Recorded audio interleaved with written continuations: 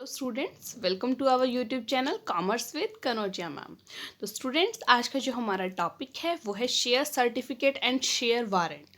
तो इस टॉपिक में हम पढ़ेंगे शेयर सर्टिफिकेट क्या होता है और शेयर वारंट क्या होता है, और share certificate and share warrant में डिफरेंस क्या क्या होते हैं। ठीक है स्टूडेंट्स क्योंकि ये ऐसी टर्म है share certificate and share warrant जो सेम टर्म लगती है कि शेयर सर्टिफिकेट भी शेयर वारंट जैसा ही है, सेम ही है दोनों, नहीं लेकिन दोनों के अंदर फ़र्क है। ठीक है, वही फ़र्क हम इस चैप्टर के अंदर देखेंगे।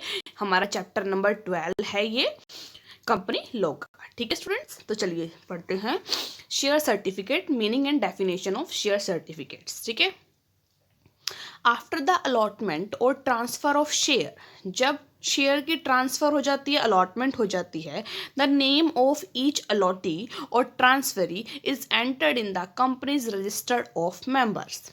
यानी कि जब अलॉटमेंट हो जाती है शेयर्स की, तो जिस पर्सन को अलॉट होते हैं वो शेयर्स या ट्रांसफ़र किए जाते हैं शेयर्स जिस पर्सन को, उसका नाम कंपनी के रजिस्टर में एंटर होता है एज अ मेंबर। ठीक है, a certificate bearing the common seal of the company, if any, is issued to each shareholder of the company that certifies that the shareholder has been allotted a certain number of shares। उस पे क्या होता है, एक certificate होता है, certificate पे company की सील होती है। ठीक है, और उस पे शेयर होल्डर का नाम लिखा होता है कि इस पर्सन को हमने अपने इतने शेयर को अलॉट किया है। ठीक है, this certificate is called a share certificate. उस सर्टिफिकेट को हम शेयर सर्टिफिकेट बोलते हैं। ठीक है, as per section 46 of the companies act 2013, a certificate issued under the common seal, if any, of the company or signed by two director, मतलब दो director sign करेंगे, कंपनी की सील होगी, और by a director and the company secretary, whereas the company has appointed a company secretary. अगर company secretary CS रखा हुआ है तो CS के भी उस पर क्या होंगे, साइन वगैरह होंगे। ठीक है, दो डायरेक्टर के होंगे। Specifying the shares held by any person, जो क्या स्पेसिफाई कर रहा है वो जो सर्टिफिकेट है कि इस पर्सन के पास हमारे शेयर हैं, इस पर्सन ने हमारे शेयर हेल्ड कर रखे हैं। ठीक है, shall be prima facie evidence of the title of the person to such shares. अब देखिए, प्राइमा फेशिया एविडेंस क्या होता है, ऐसा एविडेंस जो प्रूफ देता है कि स्टार्टिंग में तो जब आपने भी शेयर खरीदे तब आप ट्रू माइंड से खरीदे हैं, आपने गुड फेथ में खरीदे हैं, बाद में आप फॉल्स हो गए, आप कुछ गलत टाइटल निकला आपका, तो वो बाद में कुछ नहीं कह सकते। लेकिन स्टार्टिंग में प्राइमा फेज जो है उसका एविडेंस, वो स्टार्टिंग में तो वैसा का वैसा ही था, हमने गुड फेथ में शेयर खरीदे हैं और कंपनी ने भी गुड फेथ में शेयर बेचे हैं। ठीक है, एक और देख लेते हैं। अकॉर्डिंग टू ऐसे शेयर लेकर, a share certificate is a document of title to the shares issued by company under its common seals. एक सर्टिफिकेट है, एक डॉक्यूमेंट है टाइटल ऑफ द शेयर्स, यानी कि शेयर का टाइटल किसके हक में है, किसके नाम पर है। ठीक है, शेयर किसको इशू किए गए हैं, issued by the company under its common seal, उसकी कॉमन सील के अंडर। ठीक है, it specify the number of shares held by A member. ये क्या स्पेसिफाई करता है, कितने शेयर एक मेंबर ने ले रखे हैं। ठीक है, आगे देखिए कंटेंट्स ऑफ शेयर सर्टिफिकेट, क्या क्या कंटेंट्स हैं। शेयर सर्टिफिकेट जो होता है, सपोज कीजिए मैंने एक कंपनी के शेयर परचेज किए हैं। ठीक है, तो मुझे कंपनी क्या देगी, पहली बात तो मैं कंपनी की मेंबर बन जाऊंगी। ठीक है, कंपनी मुझे क्या देगी, एक सर्टिफिकेट देगी जिस पर कंपनी की क्या लगी होगी, कॉमन सील लिखी लगी होगी, उसके डायरेक्टर्स के सिग्नेचर होंगे, अगर CS होगा उस कंपनी में तो उसके भी सिग्नेचर होंगे। ठीक है, ये सब चीज़ होगा। और वो शेयर सर्टिफिकेट क्या दिखाएगा, ये मान लो शेयर सर्टिफिकेट है, ठीक है, ये क्या दिखाएगा कि ये मेरे नाम पर है। ठीक है, पूनम, कि इस पर्सन ने हमारी कंपनी के 1000 शेयर्स ले रखे हैं। ठीक है, और उसकी वैल्यू कितनी भी होगी, 10 पर ईच जो भी है वो उसके अंदर लिखी होगी। ठीक है, तो ये मेरे नाम का शेयर सर्टिफिकेट वो मुझे दे देंगे। ठीक है, आगे देखिए कंटेंट्स, क्या क्या लिखा होता है शेयर सर्टिफिकेट में। देखिए ये शेयर सर्टिफिकेट है।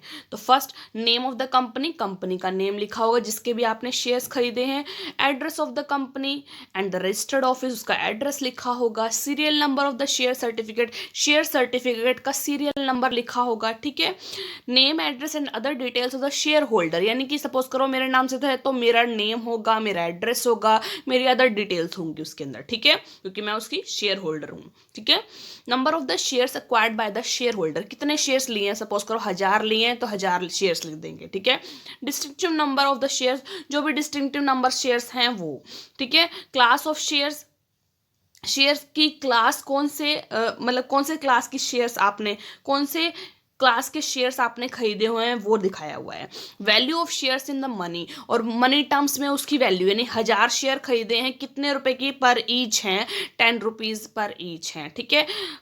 9th है amount paid up for each shares के लिए कितना पेड अप अमाउंट है, ठीक है। Date and place of issue of the certificate, जहां पर डेट कब और प्लेस जहां पर इशू सर्टिफिकेट आपका इशू किया गया है वो लिखेंगे, ठीक है। रेवेन्यू स्टैंप लगेगी उसके ऊपर कि कंपनी ने आपसे पैसा लिया है और फिर आपको ये सर्टिफिकेट दिया है, ठीक है। आगे देखिए। Each share certificate must bear the signature of at least 2 director or 1 director and the secretary of the company, ठीक है। या तो CS, ठीक है, सेक्रेटरी ऑफ द कंपनी, या 2 डायरेक्टर, अगर एक हैं तो 1 डायरेक्टर, ठीक है, इनके साइन होने चाहिए। Every person whose name is entered as a member in the register of the members is entitled to receive within 2 months after allotment or within 1 month after the application for the registration of transfer, जो भी person जिसके name जो भी जिसका name member के रूप में लिखा जा रहा है रजिस्टर के अंदर, is entitled to receive within 2 month के अंदर, अलॉटमेंट के 2 मंथ के अंदर, या फिर जब एप्लीकेशन दी है उसके 1 मंथ के अंदर, ठीक है। First 1 certificate for all his shares without payment, एक सर्टिफिकेट ऑल किसके लिए, जितने भी शेयर्स हैं बिना पेमेंट के, ठीक है वो। और दूसरा several certificates each for one और more of his shares upon payment of prescribed fees for every certificates after the first, मतलब जितने भी उसने मतलब हमारे कंपनी के 2 से मतलब अलग अलग टाइप के शेयर्स खरीदे हैं तो उनके जो 1 और मोर ऑफ हिज शेयर्स और upon payment of prescribe fees, और प्लस में प्रेस्क्राइब फीस जो उसकी है वो for every certificate after the first, जब फर्स्ट ले लेगा उसके बाद जितने भी सर्टिफिकेट लेगा उसके लिए, ठीक है। आगे देखिए। Legal effect of share certificates, legal effect क्या पड़ता है शेयर सर्टिफिकेट का, मतलब शेयर सर्टिफिकेट एक तरह से क्यों बनाए गए हैं, किस लिए बनाए गए हैं, लीगल इफेक्ट क्या है उसका, ठीक है। तो देखिए prima facie evidence of the title, देखिए प्राइमा फेशिया का मतलब क्या होता है, यहाँ देखो मैंने लिख रखा है बेस्ड ऑन, प्राइमा फेशिया का मीन्स क्या होता है, based on what appears to be true at first, यानी कि इस चीज पर बेस है कि जो भी दिख रहा है ना स्टार्टिंग में फर्स्ट टाइम पे वो क्या है, ट्रू है, सच है। Even though it may be proved false later, चाहे वो चीज बाद में फॉल्स निकल जाए, लेकिन स्टार्टिंग में तो वो किस चीज पर बेस्ड है कि ये चीज ट्रू ही होगी, ठीक है। एग्जाम्पल भी दिया होगा इसमें कि एक पर्सन ने जो कि एग्जिस्ट नहीं करता, ठीक है, उसने क्या कर लिया, शेयर खरीदे हैं और फिर आगे उसने वो जाली पर्सन हो गया, मतलब वो रियल में पर्सन नहीं है, उसने आगे ट्रांसफर कर दिए हैं, तो उस टाइम पे कंपनी डिनाई नहीं कर सकती उसको कि हम उसको पेमेंट नहीं करें क्योंकि शेयर सर्टिफिकेट उसके नाम पर निकला हुआ है। देखिए when a share certificate is issued it testifies to the fact that that the holder of the certificate has lawful right to shares that the described in the certificate, भाई ये fact होता है कि जो होल्डर होगा certificates का उसके पास lawful right है to shares that are described in the certificate, जो डिस्क्राइब किया गया है सर्टिफिकेट में। A share certificate must however be issued by an authorised officer of the company, किसके द्वारा इशू किया जाएगा, कंपनी के ऑथराइज्ड ऑफिसर के द्वारा। As a result the company can not deny the receipt of the shares price states in the certificate. Company जो भी उसमें शेयर प्राइस लिखा है उसके लिए डिनाई नहीं कर सकती आपको, ठीक है। फॉर एग्जाम्पल दिया हुआ है, if the company issue its share to a person who does not exist, जो पर्सन एग्जिस्ट ही नहीं करता उसको क्या दे दिए, शेयर्स दे दिए हैं। And the share certificate is transferred subsequently by the forged person, यानी कि जो पर्सन एग्जिस्ट नहीं करता वो जाली पर्सन है। फोर्ज्ड का मतलब होता है जाली, मतलब जो रियल में नहीं है, जाली पर्सन है, उसने क्या कर दिया, आगे ट्रांसफर कर दिए हैं शेयर्स को। Who acquire the shares in good faith, उसने गुड फेथ में उसको अक्वायर कर लिया है, ले लिया है। For their legitimate value and the under A genuine transfer, एक जेन्युइन ट्रांसफर के अंडर उसने ले लिया है। The company stop for denying, अब उस कंपनी को स्टॉप कर दिया जाएगा कि वो डिनाई नहीं कर सकती the title of subsequent transferee, because the share certificate is the prima facie evidence, क्योंकि वो एक प्राइमा फेशिया एविडेंस है, क्योंकि वो स्टार्टिंग में एज अ ट्रू, एक मिनट, हाँ जी, ट्रू बेस पर लीक किया गया था, चाहे वो बाद में फॉल्स हो गया, ठीक है। उसने तो अपने गुड फेथ में खरीदा था उसको, ठीक है। आगे देखिए, हाँ जी, देखिए आगे क्या कहता है। दूसरा है, क्या लीगल इसकी वो बनती है, एस्टॉपल एज टू पेमेंट, यानी पेमेंट के लिए बाधित कर देता है कि आपको अगर शेयर सर्टिफिकेट कंपनी ने इशू किया है तो कंपनी बाध्य हो गई कि वो पेमेंट करेगी उसका, जिसके पास भी वो शेयर सर्टिफिकेट होगा। A share certificate is a conclusive evidence that the share holder has paid the amount on the share as stated in the certificate. कि सपोज कीजिए कि ये शेयर सर्टिफिकेट क्या एविडेंस है, किस चीज़ का एविडेंस है, कि जो भी पर्सन जिसका नाम, सपोज कीजिए मेरे नाम का शेयर सर्टिफिकेट अगर बना है तो ये दिखाता है कि मैंने, यानी जिस पर्सन का उस पर नाम लिखा हुआ है, मैंने आपको पेमेंट करी है। 1,000 शेयर थे, 10 रुपये का एक था, यानी मैंने 10,000 रुपये कंपनी को पेमेंट किया हुआ है, ये मेरे पास वो एविडेंस है, ठीक है, दिखा सकती हूँ मैं proof. If it is stated in the share certificate that the shares are fully paid, the company cannot later claim that they are not fully paid। अगर उस शेयर सर्टिफिकेट पे ये चीज़ लिखा हुआ है कि जो शेयर्स हैं वो फुल्ली पेड अप शेयर्स हैं, तो कंपनी बाद में डिनाई नहीं कर सकती कि वो shares fully paid up shares नहीं थे, ठीक है। तो ये पेमेंट के लिए बाध्य करती है, ठीक है, estoppel to payment. Provision relating to share certificate, कौन कौन से प्रोविजंस हैं शेयर सर्टिफिकेट से रिलेटेड। इश्यू और डिलीवरी ऑफ शेयर सर्टिफिकेट, जैसे कि कब इश्यू होना है, डिलीवरी कब होनी है शेयर सर्टिफिकेट की। Every company shall unless prohibited by any provision of law और any order of court, tribunal और अदर अथॉरिटी, प्रोहिबिटेड हो सकती है। अगर प्रोहिबिटेड नहीं है वो किसके द्वारा, कोई प्रोविजन ऑफ लॉ के द्वारा, कोई कोर्ट के ऑर्डर के द्वारा, ट्रिब्यूनल और अदर अथॉरिटी के द्वारा, deliver the certificate of all security allotted, transferred और ट्रांसमिटेड। मतलब अगर कोई भी कंपनी जो इन चीज़ों के द्वारा प्रोहिबिटेड नहीं है तो वो क्या कर सकती है, इशू कर सकती है सर्टिफिकेट। कब, within 2 months from the date of incorporation, जब उन्होंने अपनी मतलब कि अपनी इनकॉर्पोरेट कर ली है, अपनी कंपनी नई बनाई है, उसके 2 मंथ के अंदर अंदर, ठीक है, 2 मंथ इनकॉर्पोरेशन हुई है, उसके 2 मंथ बाद आप क्या कर सकते हो, शेयर सर्टिफिकेट इशू कर सकते हो। In the case of subscriber to the memorandum, subscriber to the members, memorandum के अंदर आपका वो लिखा होना चाहिए। दूसरा, within a period of 2 months from the date of allotment, allotment के 2 months के अंदर अंदर, in the case of any allotment of any of its shares, जब आप अलॉटमेंट करते हो शेयर्स की तब, ठीक है। देखो शेयर्स की अलॉटमेंट करी है, उसके 2 month के बाद शेयर सर्टिफिकेट के लिए आप क्या कर सकते हो, बोल सकते हो अलॉट करवाने के लिए कि शेयर सर्टिफिकेट हमें दिया जाए। within a period of 1 month from the date of receipt of the company of the instrument of transfer under subsection, कितने 1 month के अंदर अंदर from the date of receipt of company of the instrument of transfer, जब instrument of transfer आपने company का receive कर लिया है उसके 1 month के अंदर अंदर अंडर सब सेक्शन 1 और एज द केस में B of the intimation of transmission under sub section 2 in the case of transfer of transmission of securities, ठीक है।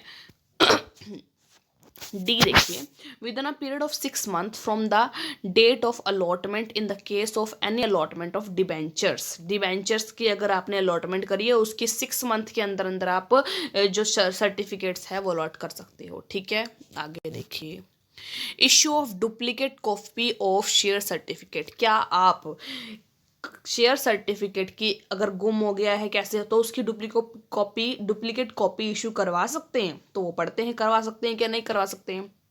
देखो, no company can issue a duplicate copy of share certificate unless it is satisfy, जब तक ये मान लिया जाता है that the original share certificate has been lost और डिस्ट्रॉयड।